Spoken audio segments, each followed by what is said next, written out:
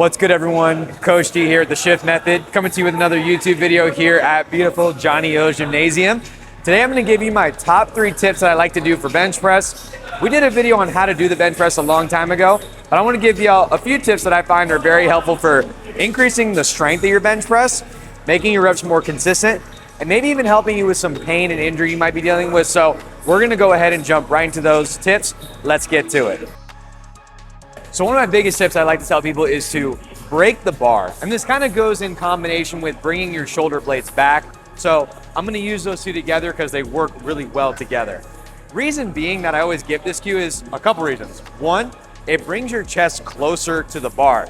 So imagine if you're benching, right? If I'm kind of laying down and my shoulders are kind of relaxed and my hands are kind of relaxed, I have almost like a flat chest. Versus if I actually work on bringing my shoulders back and breaking that bar in half, pulling my pinkies down towards the bar, it automatically lifts your chest a little bit higher, and so it shortens that range of motion for you. Additionally, what that allows you to do is it kind of locks in your shoulder blades in place a little bit better and creates a lot of tension in your lats. Oftentimes people will say when they bench, like, Coach, the front of my shoulder really kills me anytime I do kind of pressing motions. Sometimes by bringing your shoulder blades back and breaking that bar in half can really help with that pain.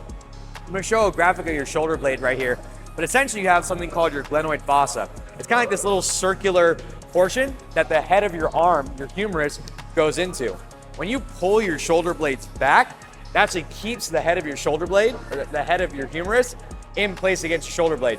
So you don't have this constant rubbing forward and backwards. It keeps everything nice and tight, and usually, anecdotally, when I coach, helps people with pain. So now I'm going to show y'all what that looks like first without holding my shoulder back or breaking the bar, so you can kind of see what it looks like, and then I'll show you how you can correct that in a second.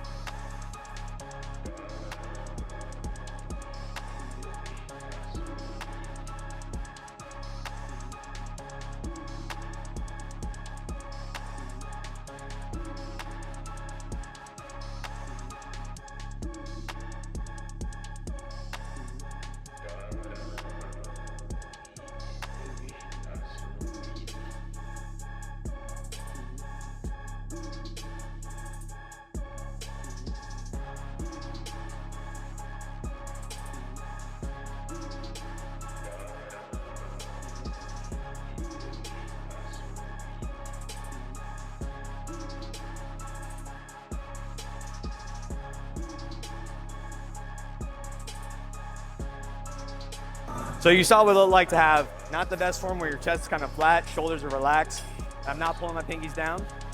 Oftentimes if you get under the bar, it can be awkward to get that positioning. So one drill I like to use is the standing shoulder packing drill.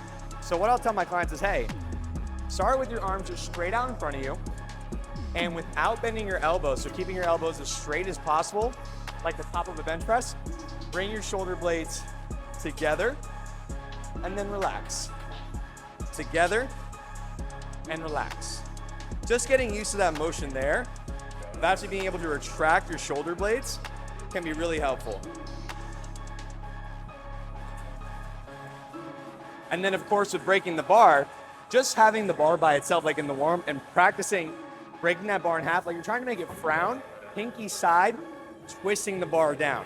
Obviously you can't bend the bar, right? You're not that strong, unlike me, right? Where I can actually bend it.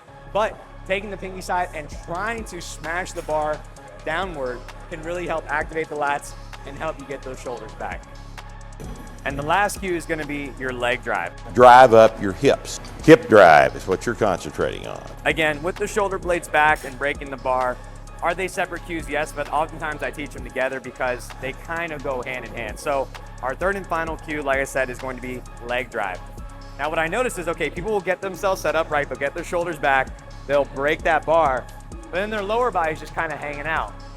Again, if we want to be as strong as possible and produce as much force, I want to get the lower body involved. Now, some people have different preferences. Like some people like to have flat feet, some people like more of a quote unquote traditional powerlifting stance where they'll be on their toes. That's up to you. I like to do my feet flat, so I'm going to show y'all what that looks like here. So what you're really trying to do here is you're not trying to bridge your hips up. You're actually trying to drive through your feet, keep them nice and flat, and push your hips back towards you. I'm actually gonna show you here what I do with my clients, which is practice just driving yourself back without the bar, without having any weight in your hands, just getting comfortable producing force backward.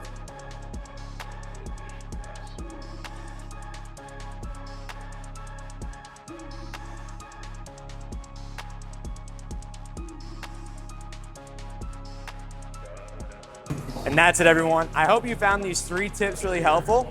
Try them out next time you bench, or if your client is having some issues, try giving these cues for them and see if it helps clean some stuff out. Again, it'll make you a little stronger, make you more consistent, and maybe even helps with some aches and pains that you or your client are experiencing. As always, y'all know where to find me on all social. We got Instagram, TikTok, YouTube Reels, or Shorts rather. And then, of course, we have the videos coming out every other Monday for YouTube. And the Mondays we miss, we got the podcast. Be sure to head to theshiftmethod.org, check out the merch we got, look at the services, anything you want to do, you can get in contact with me there. And as always, I'll see you in the next one. Later.